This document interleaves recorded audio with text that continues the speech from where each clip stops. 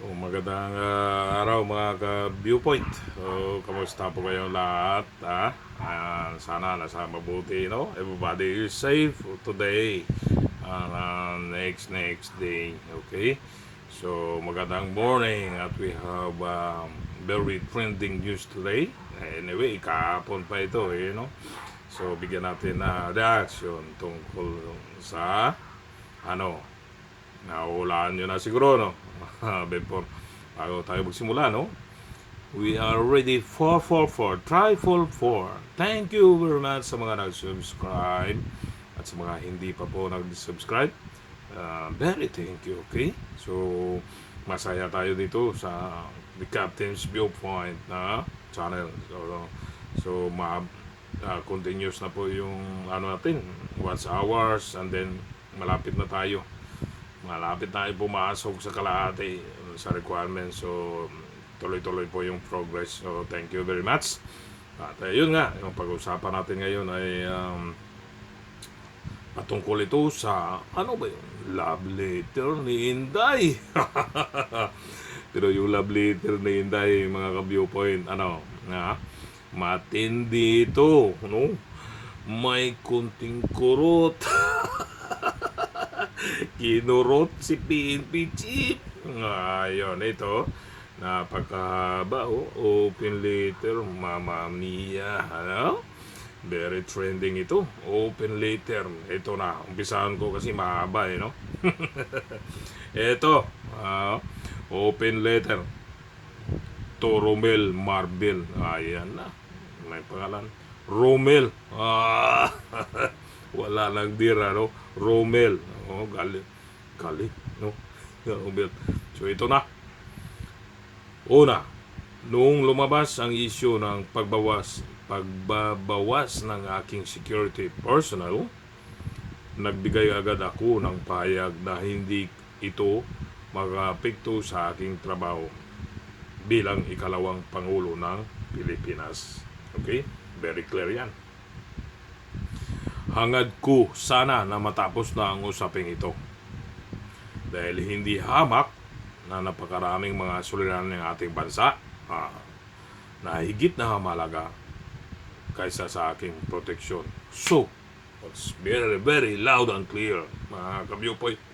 No? So, since nung binawian siya ng mga security personnel last week, no? Ito si Madam, our beloved Vice President, no? Madalang salita, nag-giveaway na siya, no? Nag-giveaway, hindi na niya binigyan ng it's not a big deal, no? Even you, I'm without a security personnel, alright? So, it's okay for me. That's our beloved President na. So, yun, no? Pakumbaba na lang si Madam. Ayun ang mga pahayag nga, no? Next, sunod, no? Paragraph. Subalit, tila nakatatlong interview ka na patungkol sa akin. Tatlong interview pa to.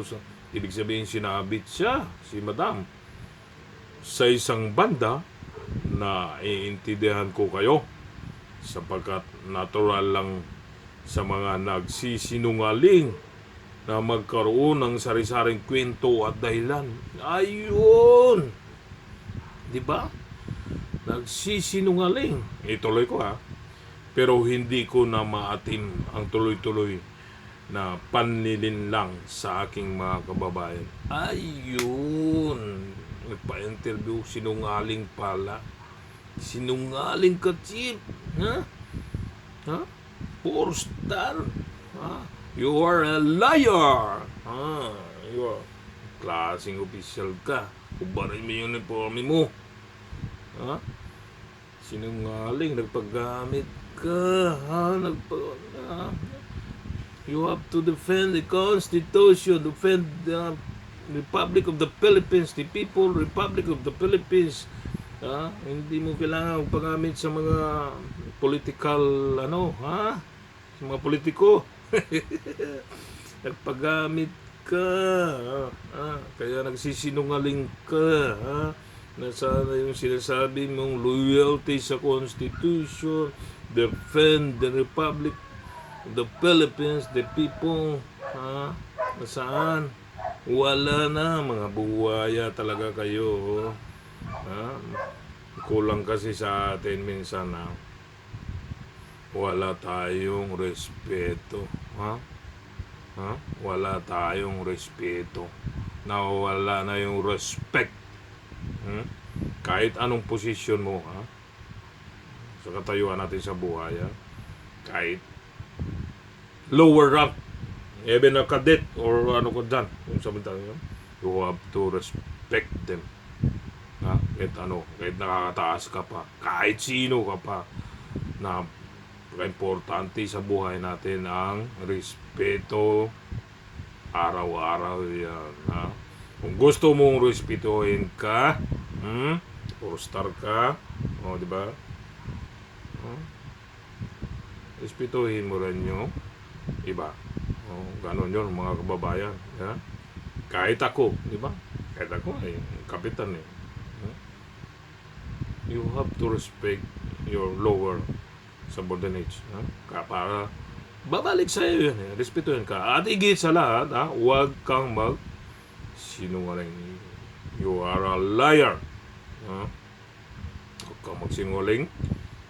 Sabihin mo ang katotohanan. Nagpagamit ka. Di ba? Kung haba pa namin totoo, my friend, haba ng open letter, no? So, yun lang. Haba, no? So, biglang kayo ng overview. Summarize natin reaction, no? Hindi na masyadong umaba, no? Pero alam, matatalino yung mga natin, Pilipino. Matatalino ng mga Pilipino ngayon, no? So, yun, napaka-importante, yung leksyon yan, no? Ang respeto, bawal magsinungaling. Honesty, ay wala siguro ito eh. Absent siguro to si Porostar. Ha?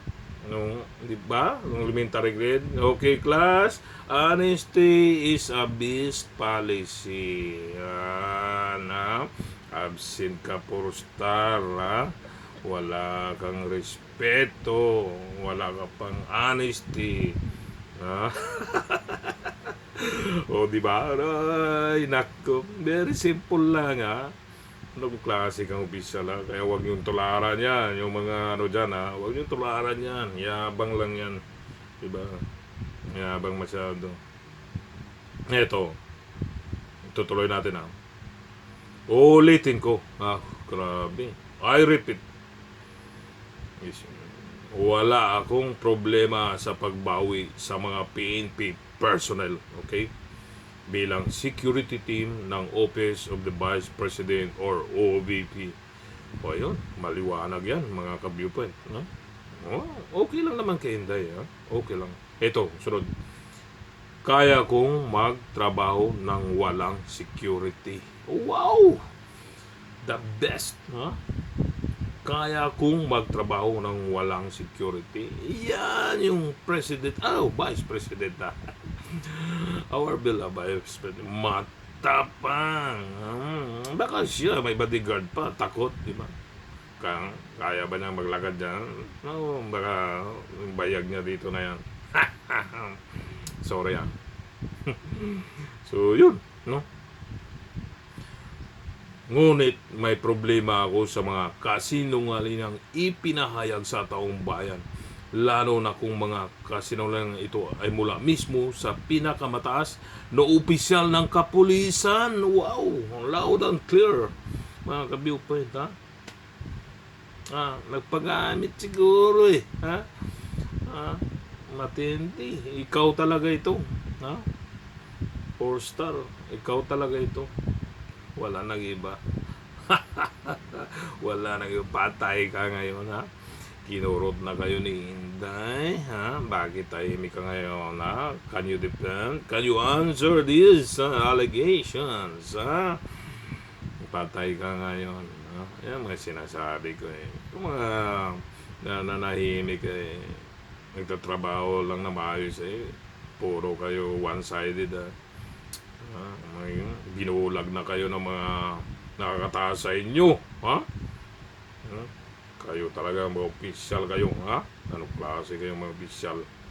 Hindi kayo, barin nyo na lang, umalis na kayo, Ang klase kayo mga official mo.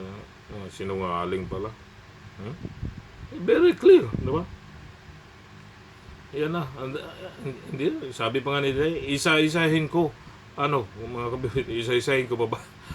O hindi, ano? Mahaba masyado, mga kabibig. So, ito. Mga pang aral ito. Una-una, respect. No? Mahalaga yan. No? Kahit sino pa yan, kung ano man katayuan mo sa buhay, you have to respect. Yung love your neighbor, respect your neighbor, kahit ano man yan, respect your co-workers, your soldiers, and everything. Kasi kung wala ka respeto, hindi yan babalik sa iyo. Ang mangyari niyan, ang negative remarks dyan, mayabang ka masyado. Feeling mo sobrang taas mo. Sabi nga na o sige na, ikaw na yung batas. Hindi ka naman Diyos. Oh, grabe. Ang pagkasakit. So, ako sa iyo, manahimik ka na lang. Manahilip ka na lang, Polestar.